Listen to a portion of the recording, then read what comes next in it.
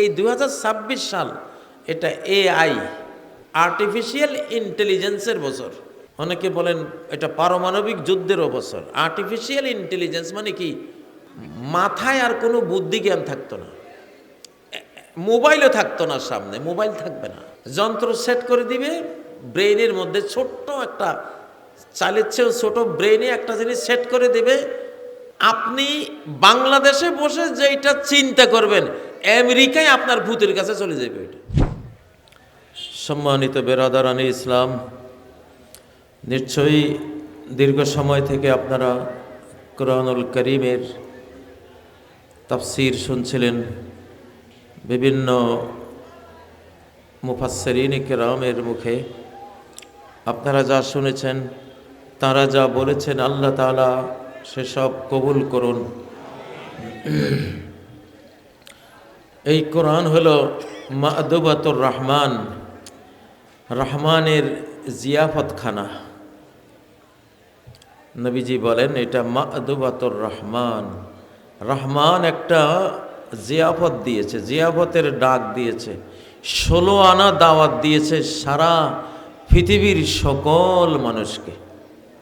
সুবহানাল্লাহ। ওমা আরসালনাকা ইল্লা রাহমাতাল লিল আলামিন। আমি তো গোটা মাখলুক জগৎকে, সৃষ্টি জগৎকে রহমত করার জন্যই, দয়া মায়া স্নেহের উপহার দেওয়ার জন্যই হে নবী আমি তোমাকে প্রেরণ করেছি। আমার এই ছাড়া আর কোনো উদ্দেশ্য নাই। কারো রাজ্য দখল করা, কারো সম্পদ দখল করা, কাউকে মারা, কারো উপরে জবরদস্তি করা, এগুলোর জন্য আমি তোমাকে পাঠাই নাই। সুবহানাল্লাহ। কত বড় রহমতের নবী ছিলেন। ওনার যুগে উনি যে যুদ্ধগুলি করেছেন, 23 বছরের নবুয়তি জিন্দিগিতে যুদ্ধে যুদ্ধেই তো গেছে। ওনার 29টা বড় বড় যুদ্ধ, 450 ক্ষুদ্র যুদ্ধ, এতগুলি যুদ্ধে মানুষ মারা গেছে কয়জন? সাহাবীদের মধ্যে 500 আর শত্রুদের মধ্যে 105। বাংলাদেশে এক মাসে রোড অ্যাক্সিডেন্টে চেয়ে বেশি মারা যায়, ঠিক না? দ্বিতীয় বিশ্বযুদ্ধে 8 কোটি মানুষ মারা গেছে। আর নবী সাল্লাল্লাহু আলাইহি সাল্লাম কত রহমত ছিলেন, যুদ্ধের মাঠেও তার রহমত। তিনি এমন কৌশল নিতেন যে কৌশল নিলে মানুষ বেশি মারা না যায়, সেই জ্ঞান বুদ্ধি দয়া মায়া দিয়ে তিনি করেছেন। তো এই কোরআন তো আল্লাহর জিয়াফত, এমন জিয়াফত, এটা এই জিয়াফতের খাবারের কোনো শেষ নাই। শেষ আছে? এটা দুনিয়াতে খাবার শুরু হবে, কবরে গিয়েও খাবে, ঠিক না বে ঠিক? যারা কোরআন বুকে নেয়, কোরআন তেলাওয়াত করে, কোরআন বুঝে, কোরআন অনুসারে চলে, চালায়, এটা তারা এমন এক জিয়াফত অর্জন করে, আল্লাহর মেহমানদারি অর্জন করে। জিয়াফত মানে কি? এটা আমাদের লক্ষ্মীপুরের ভাষায় আমরা জিয়াফত করলে সবাই বুঝি, কিন্তু আসলে অর্থটা কি? জিয়াফত শব্দটা দয়ফন থেকে, দয়ফন মানে হলো মেহমান, গেস্ট। তাহলে জিয়াফত মানে মেহমানদারি করা, কি করা? তাহলে এই কোরআন হলো মেহমানদারির কিতাব। আল্লাহু আকবার। রহমান রাহিমের মেহমানদারির কিতাব। এই যে আমরা এই কোরআন মুখস্থ করার কারণে, হাফেজ হওয়ার কারণে, বা এই কোরআনের জ্ঞান অর্জন করার কারণে আপনারা দাওয়াত দিয়ে আনেন, দাওয়াত দিয়ে এনে কি মেহমানদারি না করেন। সুবহানাল্লাহ, ঠিক না? পৃথিবীর কোনো মেহমান কি এত সম্মানের মেহমানদারি পায়? কিন্তু কোরআন যে নেয়, আপনি নিলে আপনি পাবেন ইনশাআল্লাহ। কারা কারা কোরআন নিয়ে আল্লাহর মেহমান হতে চান? আল্লাহ আল্লাহ কবুল করেন। আল্লাহ আখিরাতের মেহমানদারি সবাই পাবো ইনশাআল্লাহ।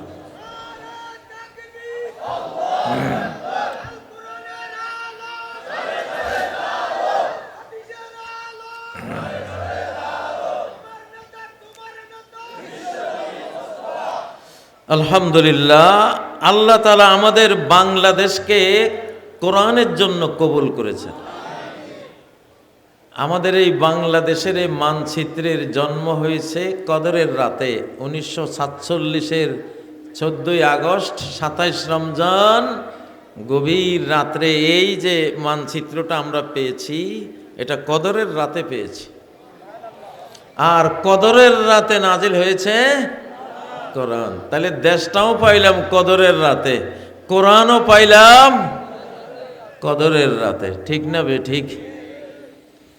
ও ভাইয়েরা, মোহাম্মদ আলী জিন্না বলেছিল, দিস ইজ আওয়ার কনস্টিটিউশন, এটা হলো আমাদের সংবিধান, কোরআন দিয়ে চলব। কিন্তু কোরআন দিয়ে না চলার কারণে 47 থেকে আজ পর্যন্ত শান্তি হয় নাই। হয়েছে? যদি প্রশ্ন করেন 1971-এর এত বড় যুদ্ধটা কেন হলো, আমি সরাসরি উত্তর দেব, আল্লাহর সাথে বিশ্বাসঘাতকতা করার কারণে হয়েছে। কোরআন দিয়া পাকিস্তান নামক দেশ বা বাংলাদেশ একই তো মানচিত্র, এটা চালাইবা ওয়াদা ছিল, মানুষ জান দিয়েছে, মাল দিয়েছে এই আলাদা ইসলামী মানচিত্র গড়ার জন্য কোরআনের আশায়, ঠিক না? কিন্তু তোমরা কোরআন দিয়া কি দেশটা চালাইছো? নিয়ত করছো? করো নাই। এই জন্য খুনাখুনি লেগেছে 71-এ, আবার লাগবে এখন যে কোনো সময়ের সামনে। কারবালা হয়ে যাবে বাংলাদেশ। মানুষ তো নির্বাচন করে, আর আমি দেখতেছি যুদ্ধ, বুঝছেন? কারণ নিয়তের মধ্যে কোরআন এখনো আসে নাই। আল্লাহ নবী বলেন যুদ্ধের কারণ, আল্লাহ নবী বলেন মুসলমানের লড়াই লাগে কখন? ওমা লাম তাহকুম আইম্মাতুহুম বিকিতাবিল্লাহ, যতদিন মুসলিম শাসকরা আল্লাহর কোরআন দিয়া শাসন না করবে ততদিন কি হবে এই পৃথিবীর মানুষ জানো?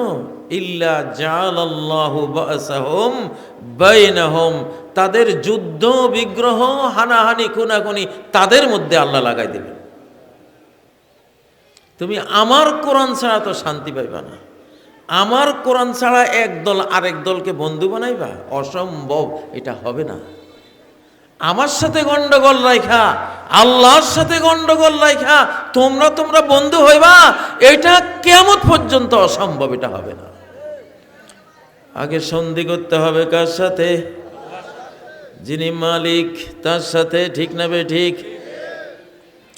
মালিকের সাথে সন্ধি হলে তাহলে তোমরা সন্ধি করতে পারবা। সুবহানাল্লাহ। লাউ আনফাকতা মা ফিল আরদি জামিআম মা আল্লাফতা বাইনা কুলুবিহিম, যদি সারা পৃথিবীর সম্পদ তুমি এদের পিছনে ব্যয় করো, দুই দলকে দিয়া দাও যে তোমরা সারা পৃথিবীর সম্পদ নাও, তবুও মারামারি কাটাকাটি হানাহানি শত্রুতা করো না। আল্লাহ বলেন মা আল্লাফতা বাইনা কুলুবিহিম, তাদেরকে এক করতে পারবা না। পৃথিবীর কোনো ডক্ট্রিন, কোনো মতবাদ, কোনো শক্তির প্রেসার, কোনো শক্তির কোনো কূটনীতিতে মুসলমান দুই দল এক হবে না। কারণ এক করবে কে? আল্লাহ। আল্লাহ নবীকে আল্লাহ বলেন তুমি সারা পৃথিবীর সম্পদ দিলেও এক করতে পারতে না। ওয়ালাকিন্নাল্লাহ আল্লাফা বাইনাহুম, কিন্তু সাহাবীদের মধ্যে, আরবদের মধ্যে যারা রাস্তায় একের সাথে আরেকের দেখা হলে এ মনে করত ও আমাকে খুন করবে, সে মনে করত এ আমারে খুন করবে, তাদেরকে আল্লাহ তাআলা মিলাই দিলেন ইসলাম দিয়া। কি দিয়া? ইসলাম দিয়া। তারা দেখা হলে বলতো ইন্নী কাতিলুক ফাখুয হিজরাক, ও আগন্তুক, ও পথিক, আমি তোমারে হত্যা করব, তুমি তোমার সতর্কতা গ্রহণ করো। এই ছিল আরব দেশ, নবীজির দেশ। তখন যে পারত, যে জিতত সে খুনি হয়ে যেত, আর যে পরাস্ত হতো সে নিহত হয়ে যেত। এই ছিল আরব দেশ। সেখানে আল্লাহ তাআলা বললেন যে না, ইন্নী কাতিলুকা ফাকুজ হিজরাক, এইটা তোমাদের সাক্ষাতের অভিবাদন হবে না। তোমরা সাক্ষাৎ হলে বলবা আসসালামু আলাইকুম ওয়া রাহমাতুল্লাহি ওয়া বারাকাতুহু। সুবহানাল্লাহ। ও পথিক, তোমার উপরে বর্ষিত হোক আল্লাহর পক্ষ থেকে শান্তি, রহমত, বরকত। কি সমাজ ছিল? ছিল আমি তোমারে খুন করব, সাবধান। সেই জায়গায় আসলো তোমার উপরে বর্ষিত হোক শান্তি, রহমত, বরকত। তারপরে আরব দেশে দুইজনে মুসাফা করা, 100 কোটি টাকা দিলেও এক শত্রুর সাথে আরেক শত্রুর মুসাফা সম্ভব ছিল না। আমি তার হাতে হাত দেব? কখনো না। জীবন যাবে তবু তার হাতে হাত দেব না। নবীজি এমন সুন্দর করে মিলিয়ে দিলেন আল্লাহর প্রতি ঈমান, ভরসা, তাওয়াক্কুল, ইসলামী শিক্ষা দিয়া। হাত শুধু দিলই না, দিয়ে আবার ঝাঁকুনি দিল, আনন্দের ঝাঁকুনি, ঠিক না? মুসাফা করে ঝাঁকুনি দিলে শীতকালে গাছের পাতা যেমন ঝরে, দুইজনের পাপ ওইভাবে ঝরে যায়। একজন বলে, আচ্ছা মুসাফার মধ্যে এমন কি আছে যে একটু ঝাঁকুনি দিলে সারা জীবনের সব গুনাহ খাতা শীতকালের গাছের পাতার মতো ঝরে যাবে, এমন কি আছে? তার জন্য বলে, তুমি তো মুসাফা পাইছো মুসলমানদের মধ্যে। নবীজি যেই সমাজকে এই মুসাফা শিখাইছিলেন, তারা তো একজনকে পায় আর খায়, এই ছিল তাদের সমাজ। একজনের কূপের পানি আরেকজনের উঠে কেন পান করলো? এই জন্য যুদ্ধ লেগে 250 বছর লড়াই করেছে। সেই জাতির একজন আরেকজনের হাতে হাত দেবে, আবার আনন্দ করে ঝাঁকুনি দেবে। এটা যদি ওই যুগ দেখতা, যেই যুগে নবীজি এই অসাধ্য সাধন করেছেন, তাহলে বুঝতা এখানে কি আছে। সুবহানাল্লাহ। মুসাফা দিয়ে হাত ঝাঁকুনি দিবেন তো ইনশাআল্লাহ। আমাদের বাংলাদেশে এখন এই জিনিসগুলি খুব দরকার। বিদেশিরা আমাদের মধ্যে লাগাই দিয়া আমাদের দেশটা দখলের সমস্ত নীল নকশা পাকাপোক্ত করে নিছে। ও ভাইরা, তাহলে আমাদের আন্তরিকতা তৈরি করবেন কে? আল্লাহ। এই যুগটা আল্লাহর হাতে, সরাসরি আল্লাহর যুগ। এখন কার যুগ? এই পৃথিবীতে মানুষের হাতে নাই। এখন সামনে এমন ভয়াবহ যুদ্ধ আসতেছে, পারমাণবিক যুদ্ধ। কোনো মানুষই পৃথিবী কন্ট্রোল করতে পারবে না। এই জন্য আল্লাহর হাতে। এখন একটা বিচার দিবস চলছে, আল্লাহর বিচার দিবস, বিচারের আওয়ার চলছে, বিচার পর্ব চলছে পৃথিবীতে। আমরা তো সূরা ফাতিহা 4 নম্বরে বিচার দিবস পড়ি কিনা? মালিকি ইয়াউমিদ্দিন, বিচার দিবসের মালিক। আজকে আমি আপনাদের সাথে কথা বলবো, বিচার দিবস শুরু হয় কখন থেকে? তিনি তো বিচার দিবসের মালিক। সেই দিবসটা কি শুধু সিঙ্গার ফুৎকারের পরে, নাকি দুনিয়াতে থাকতেই বিচার দিবস, বিচারের পর্বটা শুরু হয়? আসলে কোরআন বলে দুনিয়াতে থাকতেই বিচার শুরু হয়। বিচার দিবস বহু গেছে পৃথিবীতে। আল্লাহ যাকে যখন ধরেন তখন তার বিচার দিবস শুরু। যারে যখন ধরবেন তার তখন বিচার দিবস শুরু। ফেরাউনকে যেদিন ধরেছেন সেদিন ফেরাউনের বিচার দিবস শুরু। আল্লাহ বলেন, মিম্মা খাতিআতিহিম উগরিকু, তাদের পাপের কারণে তাদেরকে সাগরে, লোহিত সাগরে ডুবিয়ে দেওয়া হলো। ফাউদখিলু নারা, আমরা তো দেখলাম যে সাগরে ডুবছে। আল্লাহ বলতেছে সাগরে ডুবাইয়া সেখান থেকে আগুনে ফেলছি। সাগরে ডুবাইয়ার সাথে সাথে কোথায়? তাহলে বিচার দিবস শুরু হইল কি না? হ্যাঁ, শুরু হয়ে গেল।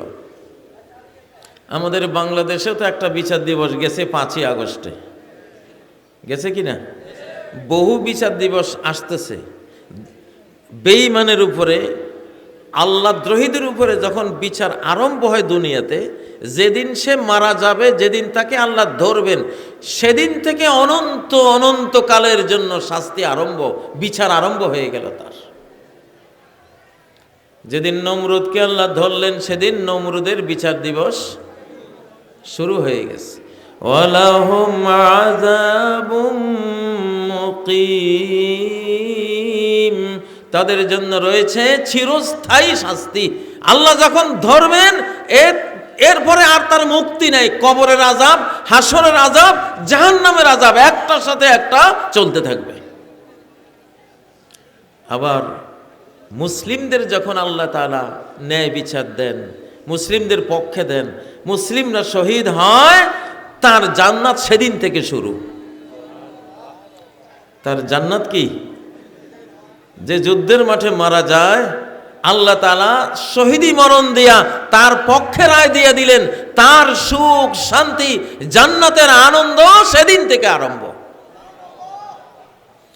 আল্লাহ বলেন, ওয়ালা তাহসাবান্নাল্লাযীনা কুতিলু ফি সাবিলিল্লাহি আমওয়াতা, আল্লাহর পথে যে মরে গেছে তারে তোমরা মৃত ভেবো না। বাল আহইয়াউন ইনদা রাব্বিহিম ইউরযাকুন, তারা এই দুনিয়ার মৃত্যুর সাথে সাথে অনন্ত লোকে জিন্দা হয়ে গেছে, আখিরাতে জিন্দা হয়ে গেছে। এখানের মরণের সাথে সাথে ওইখানে কি জিন্দা, ইউরযাকুন, তাদেরকে রিজিক দেয়া হচ্ছে, সেখানে খাওয়ানো হচ্ছে, সেখানে মেহমানদারি শুরু হয়েছে সেখানে। অনেক মুসলমান মনে করে মরলে কবরে পড়ে থাকবো কয়শো বছর, কয় হাজার বছর, তারপরে নি জান্নাত আসবে। এই জন্য জান্নাতের আমল করতে তার কাছে আগ্রহ জমে না, ঠিক না?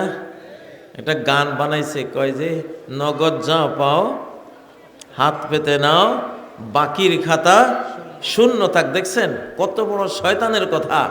আরে আখিরাতের জান্নাতের নেয়ামতকে সে বাকির খাতায় থইছে, মোটেও না। ওইটা দুনিয়ার চেয়েও নগদ। দুনিয়াতে একটা আম গাছ লাগাইলে আপনি ফল পাইতে পাইতে অন্তত 3 বছর লাগবে, ঠিক না? কিন্তু আখিরাতের কাজ করে মরলে 3 বছর লাগবে? মরার সাথে সাথে জান্নাতে নিয়ে যাওয়া হবে, আপনার ফলমূল খাওয়া শুরু হয়ে যাবে। ইন্নামা নাসামাতুল মুমিনি তায়রুন তালুকু ফি শাজারিল জান্নাহ, মুমিনের প্রাণ পাখিটা একটা পাখির রূপ নিয়ে জান্নাতের সমস্ত ফলমূল গাছে গাছে সে ঘুরবে ফিরবে আর খাবে। আর বিশ্রাম নিবে গিয়ে আল্লাহর আরশের নিচে ঝুলন্ত ফানুস বাতি আছে, ওগুলিতে গিয়ে সে ওখানে বসবে। সুবহানাল্লাহ। তাহলে এই কিতাব কি বাকির কিতাব না নগদের কিতাব? কিসের কিতাব? এক হরফ পড়ার সাথে সাথে $10। কয় ডলার? ডলার তো বুঝছেন, এটা আখিরাতের ডলার। এক হরফে কয় নেকি? 10 নাকি? সুবহানাল্লাহ। তাইলে বিসমিল্লাহির রহমানির রহিমের মধ্যে যদি 19 হরফ থাকে, 19×10, কমপক্ষে 19×10, ঠিক না? আর বেশি হইলে তো 700, আরো বেশি, হিসাব নাই। ইখলাস যত বেশি, আপনার ডলারের নেকির পরিমাণও কি তত বেশি। আমাদের এই কোরআন নগদের কিতাব, এটা কোনো বাকি নাই, কি নাই, বরং এটা অগ্রিম দেয়। অগ্রিম কি দেয়? মুহাম্মদ সাল্লাল্লাহু আলাইহি সাল্লাম কোরআনের শিশু ছিলেন, কোরআনের শিশু। উনি কোরআন পাবেন 40 বছর পরে, 40 বছর পরে। কিন্তু ওনারে মা হালিমা যখন কোলে নিছেন, মা হালিমার বুকে কোনো দুধ নাই, দুধের জোয়ার আল্লাহ বহাই দিলেন। 40 বছর পরে এই শিশু কোরআন পাবে। বরকত কিন্তু 40 বছর আগে থেকে। তাহলে বাকি যেগুলি বলে ওগুলি ইবলিস না? এটা বাকি তো প্রশ্নই আসে না। নগদের বাবা হলো এই কোরআন, ঠিক না ঠিক? নগদ এটা আপনি আজকে নিয়ত করেন, আল্লাহ একটা সন্তান দিলে আমি হাফেজে কোরআন বানাবো, আজ থেকে আপনার ঘরে বরকত শুরু হয়ে যাবে ইনশাআল্লাহ, ইনশাআল্লাহ। আমাদেরকে আমাদের মা বাবাই যে কোরআন পড়াইছেন, আমি তো আমার বাবা মৌলানা হাফেজ আব্দুল গনি রহেমাহুল্লাহ, মুরব্বীরা তো চিনবেন, বশিকপুরের, উনি নোয়াখালী ইসলামী আলিয়ার প্রিন্সিপাল ছিলেন। আমি ওনার কাছেই 30 পারা কোরআন পড়েছি, বাবার কাছেই তো পড়েছি। উনি কবরে শুয়ে শুয়ে পাচ্ছেন না? হ্যাঁ, সুবহানাল্লাহ। তা আমি পড়াইলে আমি পাবো না? আপনি পড়াইলে আপনি পাবেন না? এটা বিশ্বের সবচেয়ে বড় নগদের কিতাব হলো কি?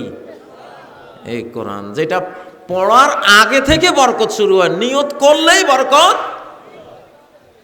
এখানে যত মানুষ আছেন বা মিডিয়ায় আমার বক্তব্য যারা শুনবেন, সবাই নিয়ত করেন, আমার হোক, আমার বংশে হোক, একটা ফোলারে বা একটা মেয়েরে হাফেজা বানাবো ইনশাআল্লাহ।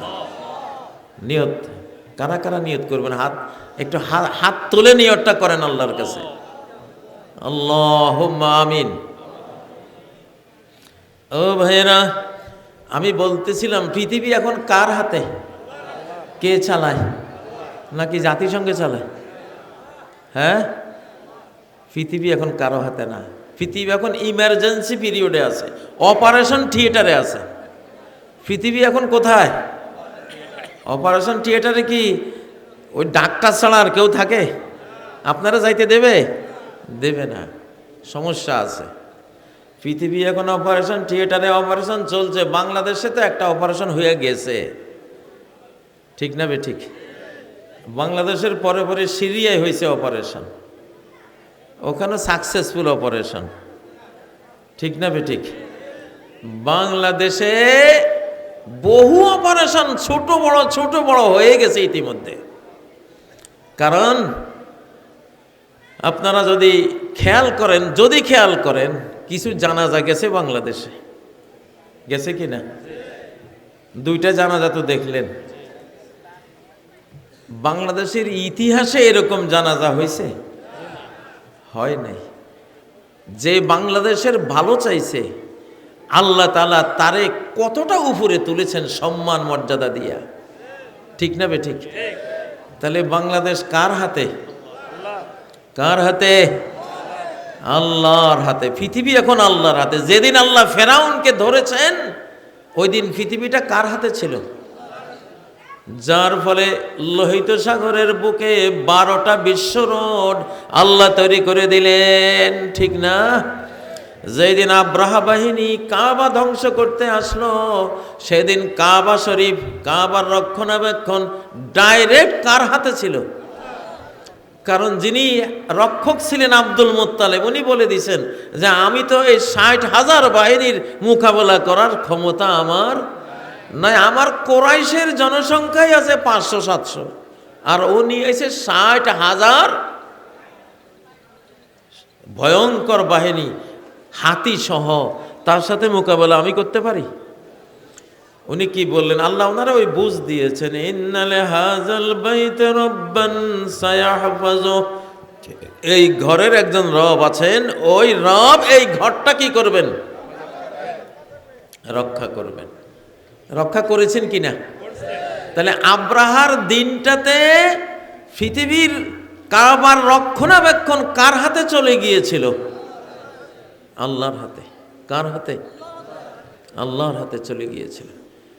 এখন যে পৃথিবীতে এত পরমাণু বোমা আছে, এক আমেরিকার যে পরমাণু বোমা, এগুলো দিয়া 150 বার গোটা পৃথিবীকে জ্বালাইয়া পড়াইয়া ছাই করে দেওয়া যাবে।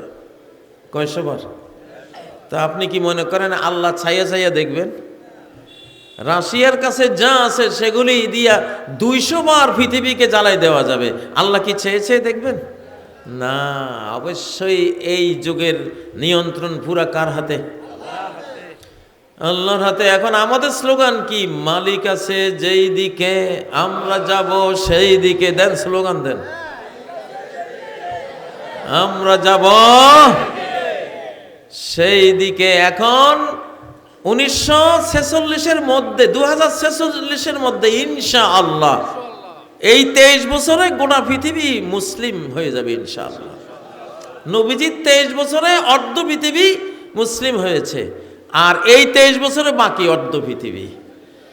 আল্লাহ সুসংবাদ দিয়েছেন লিইয়ুযহিরাহু আলাদ-দীনি কুল্লিহি, আল্লাহই বিজয়ী করবেন নিজে নিজ ক্ষমতায়।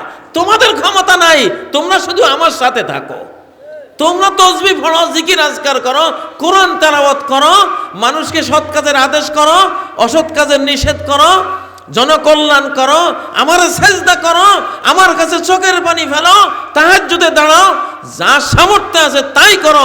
যেটা তোমরা পারবা না আমি সেটার ক্ষমতা রাখি। ঠিক না বেঠিক? বাংলাদেশের এই যে জেনজি প্রজন্ম, এই যে যুবক, এগুলি আলহামদুলিল্লাহ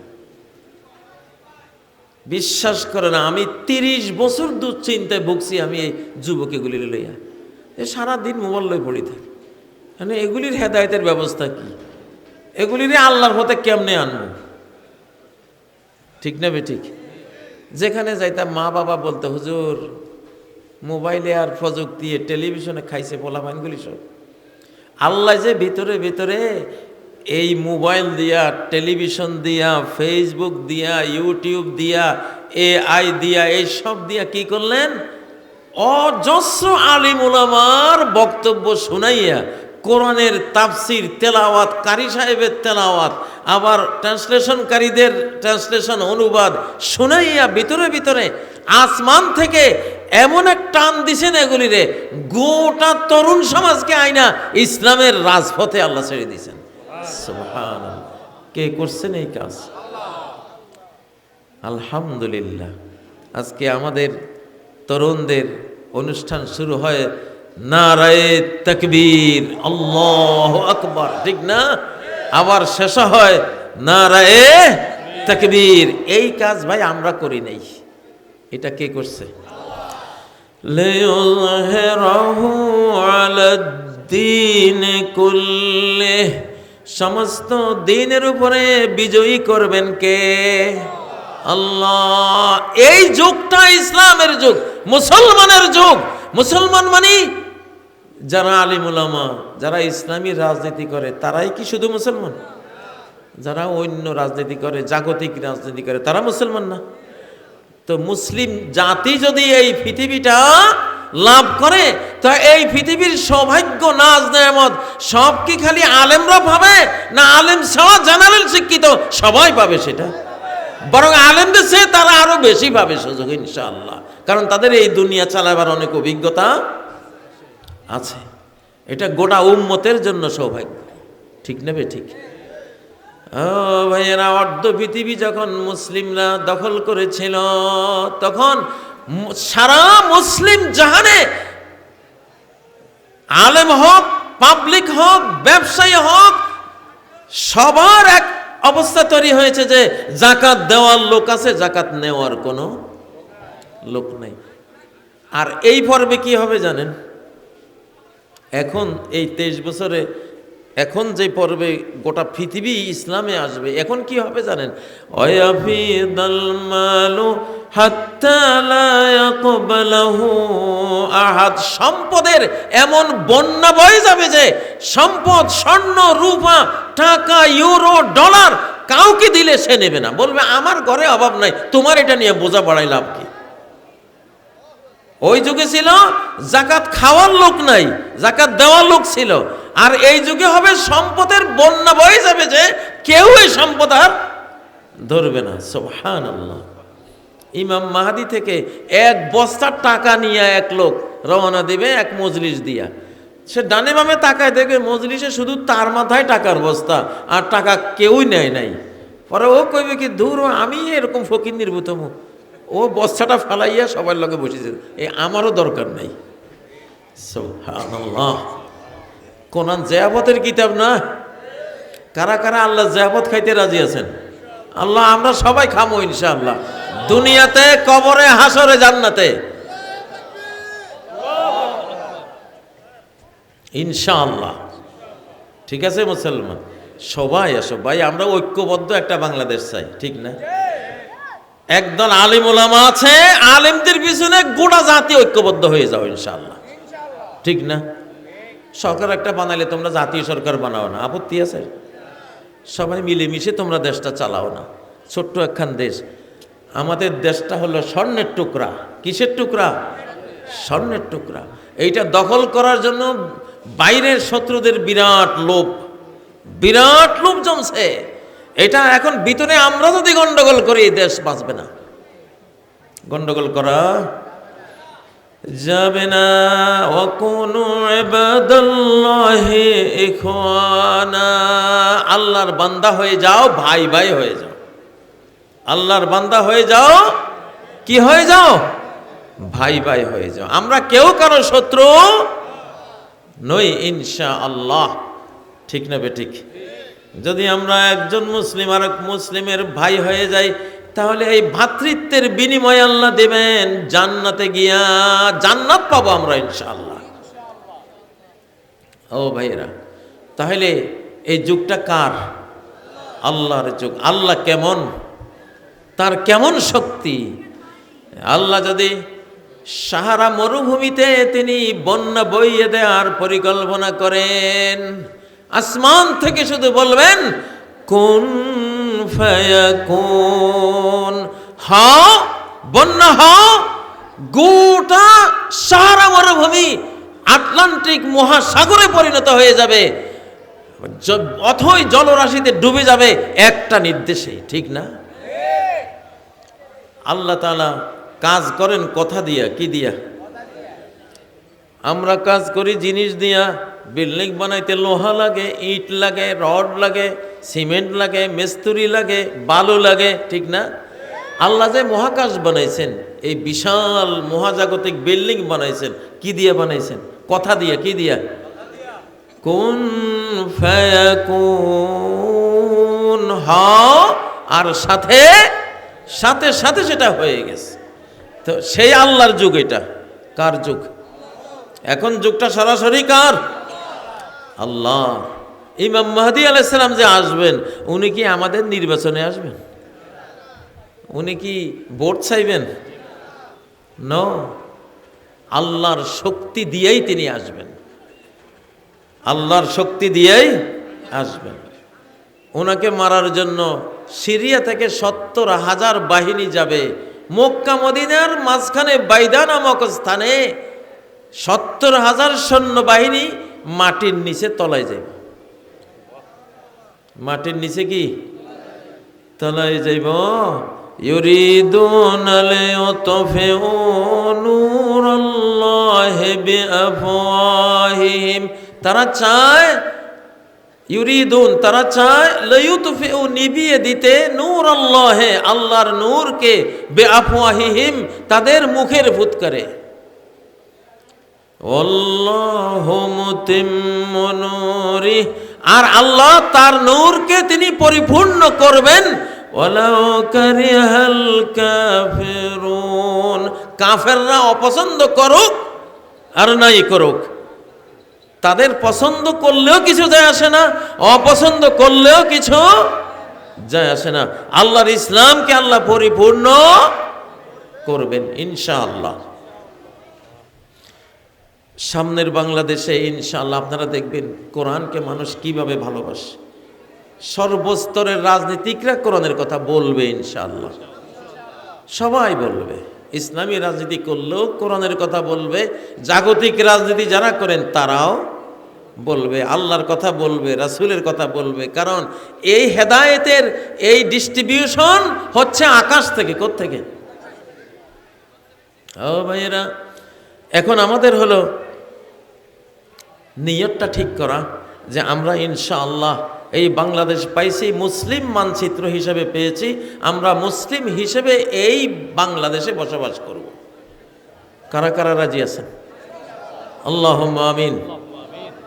ও ভাইয়েরা, এই জন্য শিশু, আপনার ঘরে যে শিশু আসবে, মায়ের পেটে থাকতেই তার শিক্ষা শুরু করবেন। মায়ের পেটে শিশু থাকতে শিশুর শিক্ষা শুরু হবে। হয়তো ভাবছেন এটা কেমনি? শিশুর বয়স যখন 3 মাস হয়, তখন আল্লাহ তাআলা তার কান সৃষ্টি করে দেন, চোখ সৃষ্টি করে দেন।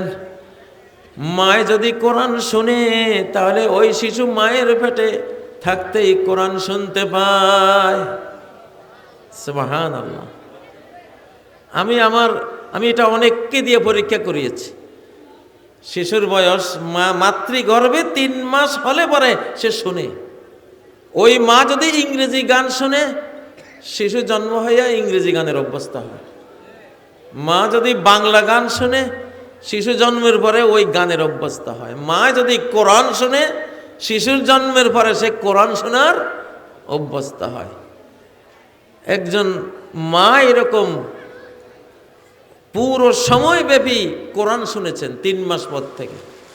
তার ছোট্ট বাচ্চা মক্তবে যায় না, এমনি শুনে শুনে 2 পারা মুখস্থ করে ফেলছে। ও ভাইয়েরা, আল্লাহ বলেন ফাজাআলনাহু সামিআম বাসীরা। আমি মানুষকে মায়ের পেটে সৃষ্টি করে শ্রবণ শক্তিওয়ালা বানাইছি, দৃষ্টি শক্তিওয়ালা বানাইছি। সুবহানাল্লাহ। তাহলে আমাদের শিশুর শিক্ষা কখন থেকে শুরু?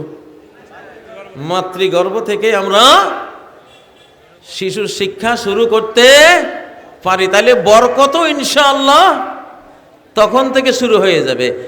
এখনকার শিশু অ্যাবনর্মাল না হোক, অটিস্টিক না হোক, প্রতিবন্ধী না হোক, তার হার্টে সমস্যা, ব্রেইনে সমস্যা, আধা পাগল, এরকম না হোক, এটা কারা কারা চান? চান তো? একমাত্র উপায় হলো ওই শিশু মাতৃগর্ভে থাকতে কি শুনাইতে হবে? কোরআন শুনাইতে হবে। সুবহানাল্লাহ। কোরআনে এমন এমন সূরা আছে, এমন এমন আয়াত আছে, এমন এমন শব্দ আছে, ওই শব্দগুলি, আয়াতগুলি যদি শিশুর ব্রেইনে যায়, তার কানে যায়, তার অন্তরে যায়, যে অ্যাবনর্মালিটি তার আছে। এখন 100 শিশুর মধ্যে 25টা অ্যাবনর্মাল পৃথিবীতে, বাংলাদেশেও শুরু হয়েছে। শতকরা 25টা, মানে কি প্রতি 4টা শিশুর মধ্যে একটা অ্যাবনর্মাল। বাঁচার কোনো উপায় নাই এই কোরআন ছাড়া। আপনি কোরআন শুনেন, ইনশাআল্লাহ একটা শিশু অ্যাবনর্মাল আসবে না, এটা একবারে গ্যারান্টি দেওয়া। নবীজিকে হযরত আলী জিজ্ঞাসা করেছিলেন, ইয়া রাসূলুল্লাহ, পৃথিবী যখন ফিতনা ফাসাদে ভরে যাবে, রোগ ব্যাধিতে পরিপূর্ণ হয়ে যাবে, মানুষ পাগল ছাগলের মতো হয়ে যাবে, হারাম হালালের কোনো বাছ বিচার থাকবে না, তখন বাঁচার কি উপায় হবে? নবীজি বললেন, কিতাবুল্লাহ। বাঁচার উপায় হবে কি? আল্লাহর কোরআন। হযরত ইবনে আব্বাসের কাছে এক অটিস্টিক অ্যাবনর্মাল তরুণকে নিয়ে আসা হলো। সে মনে হয় যেন পড়ে যায়, আবার উঠে, মানে ঠিক মতো দাঁড়ায় থাকতে পারে না।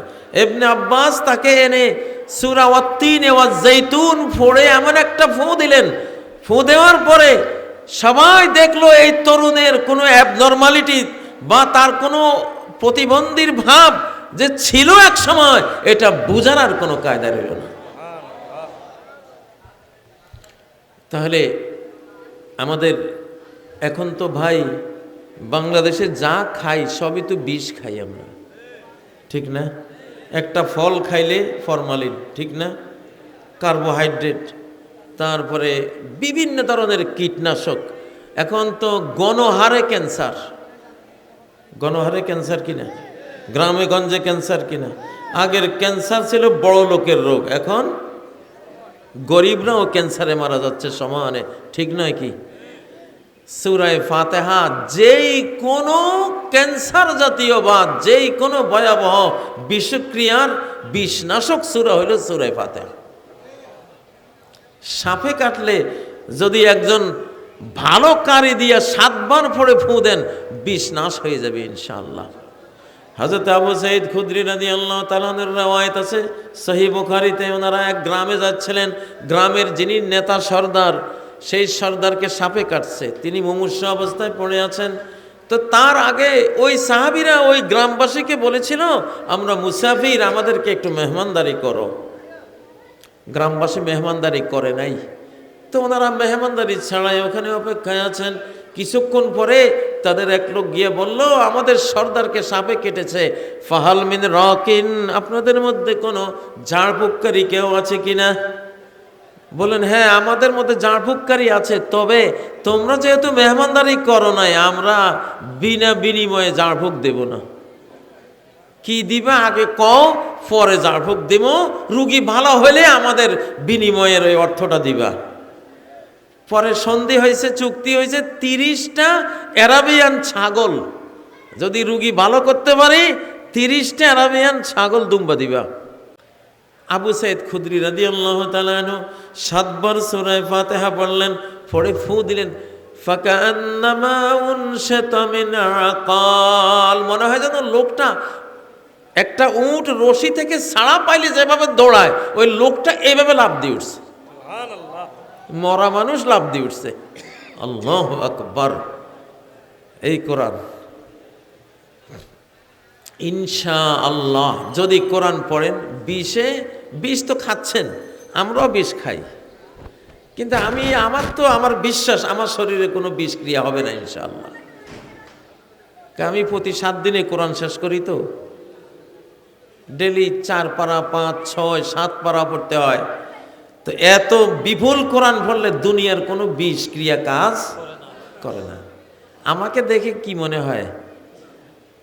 আমার বয়স তো 65 বছর। কত বছর? এই বিষই তো খাইতেছি, আজকে এক বাড়িতে, কালকে এক বাড়িতে, পরশু এক বাড়িতে, এত রকম এক এক দিন এক এক বাড়িতে খাইলে মিয়া সুস্থ থাকা যায়? কিন্তু সুস্থ তো আছি, কারণ এই কোরআন সুস্থতারও কিতাব। তাকবীর দাও না রে ভাই, যুবকরা কি করো মিয়া? এই কোরআন নিজেই একটা বিশ্ববিখ্যাত হাসপাতাল। এই কোরআনের সারা পৃথিবীর শ্রেষ্ঠতম হাসপাতাল। সুবহানাল্লাহ। বিনা ঔষধে তোমার চিকিৎসা করে দেয়। নেত্রকোনা আমার এক ছাত্রের বাবা, 120 বা 25 বছর বয়স, চশমা ছাড়া কোরআন পড়ে। আমি আশ্চর্য হলাম, ওনারে প্রশ্ন করলাম, এই অলৌকিক মুজিজা আল্লাহ আপনারা দিছেন, ইতিহাসটা বলেন, কেমনে এটা পাইলেন? 120-25 বছর বয়স, চশমা ছাড়া কোরআন পড়ে। কয়, আমি যখন প্রাইমারিতে পড়তাম, আমার এক ওস্তাদ ছিল, ভালো ওস্তাদ, উনি আমারে বলছিলেন যে প্রতিদিন 10-20 আয়াত বাবা যা পারো আল্লাহর কোরআন পড়ো। আমি ওই শিশুকাল থেকে ওই ওস্তাদের, উনি মাস্টার মানুষ, কিন্তু ওনার কথার উপরে আমি আমল করছি। এখনো আমার এই বয়স, 120-25 বছর বয়স, এখনো ওই ওস্তাদের কথার উপরে আমি আছি, কোরআন পড়ি প্রতিদিন। সুবহানাল্লাহ। কোরআন যে পড়ে, কোরআনের নামে তো মিয়া নূর। قد جاءكم من الله نور ولكن جعلناه نورا। আমি এই কোরআনকে কি বানাইছি? নূর। এটা জ্যোতি, এটা আলো। তাহলে এটা যত পড়বা তোমার চোখের মধ্যে কি থাকবে? আলোটা থাকবে, মনের মধ্যে আলো থাকবে, চেহারার মধ্যে নূর আলো থাকবে, গোটা দেহের মধ্যে থাকবে, কবরে গেলে সেখানে আলো থাকবে ইনশাআল্লাহ। মানুষ রেখে আসবে অন্ধকার আলোতে, কিন্তু কোরআন সেটাকে আলোকিত করে রাখবে ইনশাআল্লাহ। ও ভাইয়েরা, তাহলে আমাদের পরিবারগুলি গড়তে হবে কোরআন দিয়ে। কি দিয়া? আপনার ঘরের মধ্যে মূল যে জিনিসটা আমরা রাখবো সবার আগে, সেটা হলো ভোর হলেই আল্লাহর কোরআনের তেলাওয়াত ইনশাআল্লাহ। আমরা দেখেছি আমাদের বাড়িতে সকাল হয়েছে, প্রত্যেকটা ঘর থেকে কোরআনের আওয়াজ। ঠিক না ঠিক? কোরআনের আওয়াজ। ইউরোপের একজন বড় বিজ্ঞানী লেটভির, উনি বলেন যে মুসলিমদের বাকায়দা নামাজি যারা মুসল্লি, ওদের ক্যান্সার হইতে পারে না। আমি যন্ত্র দিয়ে মসজিদে গিয়ে দেখলাম, ইমাম সাহেব যখন কোরআন পড়ে, একটা নূর, একটা জ্যোতি তার মুখ থেকে ছড়ায়, ওই নূরটা গোটা মসজিদের মুসল্লিদের শরীরে ঢুকে। উনি যন্ত্রপাতি দিয়া পরীক্ষা নিরীক্ষা করে উনি বললেন, এই নূরটা যার দেহ ক্রস করবে সেই দেহে ক্যান্সারের কোনো জীবাণু থাকবে না। সুবহানাল্লাহ। তাহলে আমরা যে বিষ খাইয়া ক্যান্সারে ঢলে পড়তেছি, বাঁচার উপায় কি? কোরআন। ইনশাআল্লাহ প্রতিদিন সূরা ফাতিহা পড়বেন, ছোট ছোট সূরা পড়বেন, যা পারেন তেলাওয়াত করবেন। আল্লাহ বলেন, ওয়ানুনাজ্জিলু মিনাল কুরআনি মা হুয়া শিফা। আমি কোরআনে এমন এমন আয়াত নাজিল করে রেখেছি, সমস্ত রোগের শেফা সেই আয়াতে রয়েছে। আমি যখন জেলখানায় ছিলাম তখন একটা বিড়ালের বাচ্চা মরে গেছে, ধরেন তার কোনো নড়াছড়া নেই, তো রোদের মধ্যে ফেলায় রাখছে, তা আমার সামনে পড়লো। তো আমি বললাম, বিড়ালের বাচ্চাটা এইদিকে আনো। বিশ্বাস করেন, আমি 7 বার সূরা ফাতিহা পড়ে ফু দিলাম ওরে। পরে কয়েদিদেরকে বললাম, যদি ওর হায়াত থাকে তাহলে কিছুক্ষণ পরে দেখবো হাঁটতেছে। সুবহানাল্লাহ। আসলে পরে ওরা দৌড়িয়ে আসি, হুজুর তো মারাই গেছিল, এখন দেখি কি সুন্দর হাঁটতেছে, চলতেছে। এটা তো কোরআনের মুজিজা, কোরআনের অলৌকিক ক্ষমতা, ঠিক নয় কি? আরে এই কোরআনের হাতেই তো নবীজি চাঁদের দিকে ইশারা করেছিলেন। লক্ষ লক্ষ কিলোমিটার উপরে চাঁদটা কি? তাহলে এই কোরআনকে আপনি কি মনে করেন, আমি কি মনে করি? পৃথিবীর সমস্ত পারমাণবিক ভান্ডারে যত পরমাণু বোমা আছে, একটা আয়াতেই পারে এগুলির মোকাবেলা করে নিষ্ক্রিয় করে দিতে। এরকম আয়াত আছে কোরআনে। ইমাম মাহদী যখন আসবেন, ওনার সেনাবাহিনীর সামনে পাহাড় পড়বে, কোরআনের কোন আয়াত দিয়া পাহাড়টা ভাঙ্গা চুরে ওনারা চলে যাবে। সুবহানাল্লাহ। কোরআনে আছে তো, সূরা রাদের 31 নম্বর আয়াত, ওয়ালা আন্না কুরআনান সুয়িরাত বিহিল জিবাল। এমন কোরআন, যেই কোরআন দিয়া পাহাড়টাকে তার জায়গা থেকে টলাইয়া অন্যদিকে সরাই দেওয়া যাবে, চালাই দেওয়া যাবে। এই কোরআন বিশ্বাস করবা না তোমরা? সুবহানাল্লাহ। ও ভাইরা, তাহলে আমাদের পারিবারিক জীবনটা হইতে হবে, যিনি মুরব্বী তিনি কোরআন পড়বেন ইনশাআল্লাহ, যিনি মা তিনিও পড়বেন, ছেলে মেয়েরা সবাই কোরআন পড়বে। কোরআন পড়ার পরে একটুখানি বাংলা তর্জমা নিয়ে অন্তত একটা আয়াত ডেলি আপনারা বুঝ দিবেন। সামনে এই 2026 সাল, এটা AI আর্টিফিশিয়াল ইন্টেলিজেন্সের বছর। অনেকে বলেন এটা পারমাণবিক যুদ্ধেরও বছর। আর্টিফিশিয়াল ইন্টেলিজেন্স মানে কি? মাথায় আর কোনো বুদ্ধি জ্ঞান থাকতো না, মোবাইলও থাকতো না, সামনে মোবাইল থাকবে না, যন্ত্র সেট করে দিবে ব্রেইনের মধ্যে, ছোট্ট একটা চালের চেয়েও ছোট ব্রেইনে একটা জিনিস সেট করে দেবে। আপনি বাংলাদেশে বসে যেটা চিন্তা করবেন, আমেরিকায় আপনার ভূতের কাছে চলে যাবে। ওইটা মুখে কিছু কোয়া লাগতো না, চিন্তা। আপনি ভাবতেছেন আমার পোলাটা যদি আজকে একটু ইলিশ মাছ খাইতো ভালো হইতো, আপনার ভূতের কাছে এই কথা চলে গেছে, আপনার চিন্তাটাই চলে যাবে। মানে এমন এক ভয়াবহ যুগ আসতেছে যে মানুষের চিন্তা করাটাও এখন বড় কর্পোরেট কোম্পানির হাতে চলে যাবে। কিন্তু বাধা দেবে কে? এই কোরআন। কোরআন যদি আপনার অন্তরে থাকে, সিনায় থাকে, তাহলে আপনার ব্রেইনটা দাজ্জাল, ওগুলি দাজ্জালে করে, দাজ্জালে আপনার ব্রেইনটা শুদ্ধ নিয়ন্ত্রণ করে ফেলবে, এইটা পারবে না। 2026 সাল সিরিয়াস গুরুত্বপূর্ণ একটা সাল, কিন্তু সামনে যে কি হবে আল্লাহ নবী বলে গেছেন, ইন্নাহু লাতুনজাউ কুলু আহলি যালিকাজ জামান। আপনাকে এমন ওষুধের সাথে এমন কিছু প্রযুক্তি খাওয়াই দেবে, আপনি ভাবতেছেন, আপনি চিন্তা করতেছেন, আপনার মনের মধ্যে অনেক চিন্তা আসতেছে, ভাবনা আসতেছে যে এইটা করব ওইটা করব। আসলে আপনি ভাবতেছেন না, আপনাকে কোনো আমেরিকা, ইউরোপের বা কোনো রাষ্ট্রের সেন্ট্রালে বসে ওরা এই চিন্তাগুলো আপনাকে সাপ্লাই দিতেছে, আর আপনি বাংলাদেশে বসে ভাবতেছেন। ইবলিস যেরকম একটু দূরে বসে আপনারা ওয়াসওয়াসা দেয়, কি দেয় এটা তো জানেন, ইউওয়াসওয়িসু ফি সুদুরিন নাস, ইবলিস দূরে বসে আপনার অন্তরে কি পাঠায়? কল্পনা পাঠায় যে একটা সিনেমা দাও, চলো না একটু একটু ইয়াবা খাওয়ার কল্পনা দেয়, বা একটা খারাপ কাজের কল্পনা দেয়, দূরে বসে দেয় না? এই কাজ এখন কোম্পানিরা করবে। আপনার বাচ্চারে সেই আমেরিকা বসে, ইউরোপে বসে কল্পনা পাঠাবে যে তোর বাবা মায় যা কয়, হুজুররা যা কয় এগুলি না, আরে চল আমাদের আরো কত প্রযুক্তি আছে, তোরে মহাকাশে নেব, তোরে এই করবো সেই করবো, ওইসব চিন্তা ব্রেনের মধ্যে দেবে। তো সেখান থেকেও বাঁচাবার একমাত্র উপায় মানব জাতির হাতে রয়েছে কি? কোরআন। কোরআনের আয়াত ওই চিন্তাকে প্রোটেকশন দেবে, ওটাকে প্রতিহত করবে ইনশাআল্লাহ। এই জন্য কোরআন ছাড়া উপায় নাই।